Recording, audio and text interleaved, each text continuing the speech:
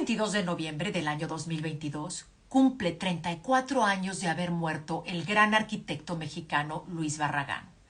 34 años de muerto y 7 de haberse convertido en un diamante. Sí, tal y como lo oyes, literalmente un diamante. Y es que en el 2015, la artista conceptual estadounidense Jill Magid transformó 525 gramos de las cenizas de Luis Barragán en un diamante de 2 quilates. Escuchen esta historia.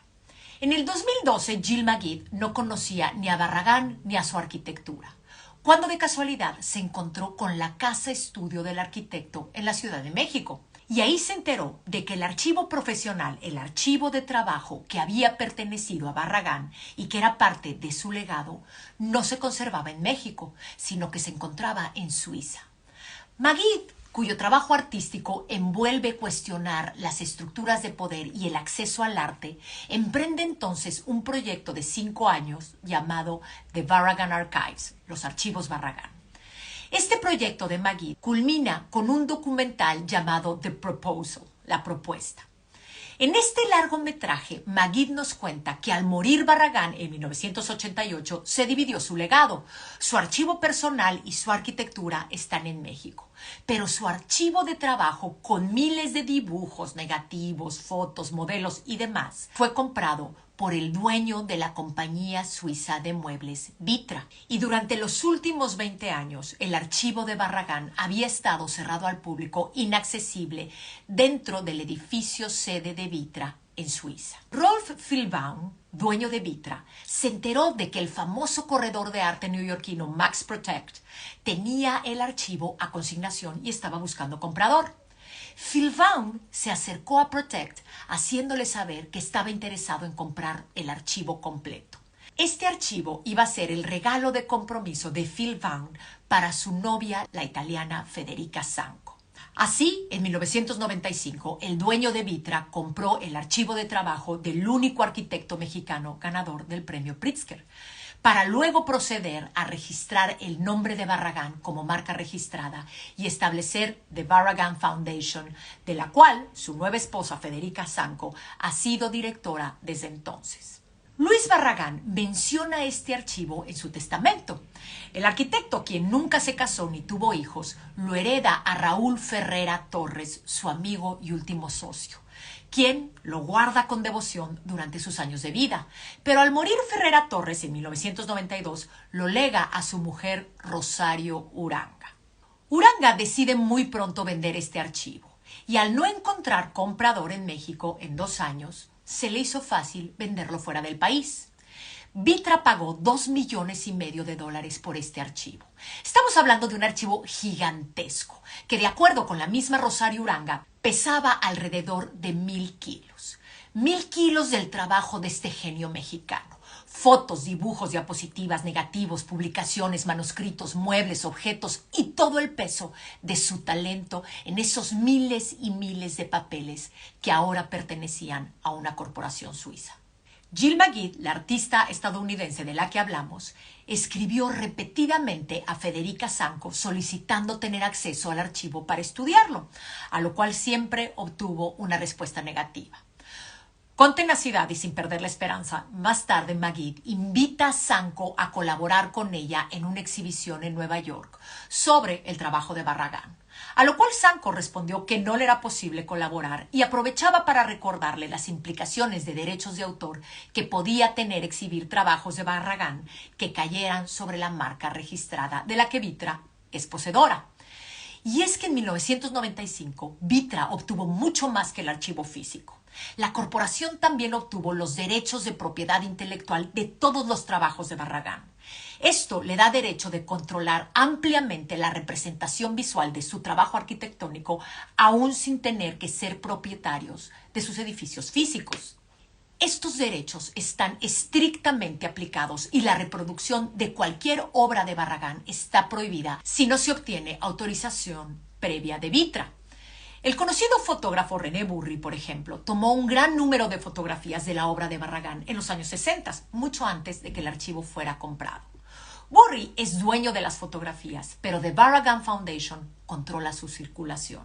Y decenas de proyectos como películas sobre el arquitecto, documentales, libros, se han visto detenidos debido a que Vitra exige cantidades exorbitantes por estos derechos. Ahora, lo cierto es que la historia es hermosa y es romántica. Mientras que eran novios, Federica y Rolf visitaron la casa estudio de Barragán en la Ciudad de México. Ella, arquitecta al fin y al cabo, quedó cautivada y le pidió a su entonces prometido que en lugar de darle un anillo de compromiso, le comprara el archivo de Barragán, que estaba a la venta en Nueva York. En el documental de Magid, The Proposal, se va desarrollando la historia y puedes ver cómo la artista va obsesionándose con Federica tanto como con Barragán. Hasta que, en un momento del largometraje, Magid llega a la idea de que si una declaración le dio a Federica Zanco el archivo, quizá otra propuesta podría ser que lo comparta. Y así, Jill Magid obtiene el permiso de la familia Barragán para exhumar los restos cremados del arquitecto que descansan en la Rotonda de Hombres Ilustres de Jalisco y tomar 525 gramos de sus cenizas para llevarlos a Suiza. Y de esta forma, entre las montañas suizas, una compañía especializada en estos servicios se encargó de transformar las cenizas de este arquitecto mexicano que habían descansado durante 27 años en un diamante. Una vez obtenido el diamante, Magid escribió una vez más a Federica, con quien para entonces ya mantenía una correspondencia asidua y en términos amigables. Esta vez la invitaba a una exhibición de su trabajo que había organizado Magid precisamente en Suiza y le pedía encontrarse un día antes para comer y conocerse. Zanco rechaza una vez más la invitación, pero ante la insistencia de Magid, la invita a ella a la localidad de Val am Rhein, a la cafetería de Vitra, para tomar un café y conocerse a la 1 de la tarde.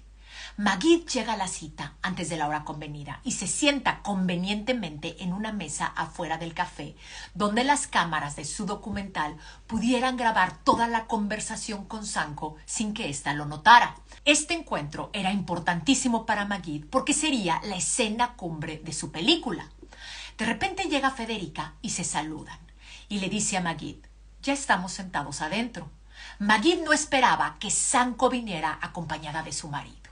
Entran a la cafetería y Zanco toma el lugar junto a su esposo. Platican un poco y antes del café, Magid les dice a ambos que tiene algo que decirles y algo que enseñarles. Y mientras que habla, saca una cajita de su bolsa, la abre y la coloca en el centro de la mesa, apuntando hacia Federica. La situación de Magid en este momento no es nada fácil con el marido ahí, porque pues de alguna manera ella tenía planeado declarársele a Federica y la presencia del esposo pues lo complica todo, ¿verdad? Magid explica a Federica de qué se trata ese diamante y le dice que para recibir el anillo de compromiso con el diamante hecho de las cenizas de Barragán debe de llevar el archivo a México, porque ese fue el trato que hizo Magid con la familia Barragán para que la dejaran exhumar los restos. No le pedía que regresara a la propiedad del archivo, sino únicamente que lo conservara en México y lo compartiera. Y le dice que esta oferta estaba en pie hasta que Federica estuviera lista para hacerlo. Magid entonces le entrega una carta a Federica Zanco que ella guarda en su bolsa.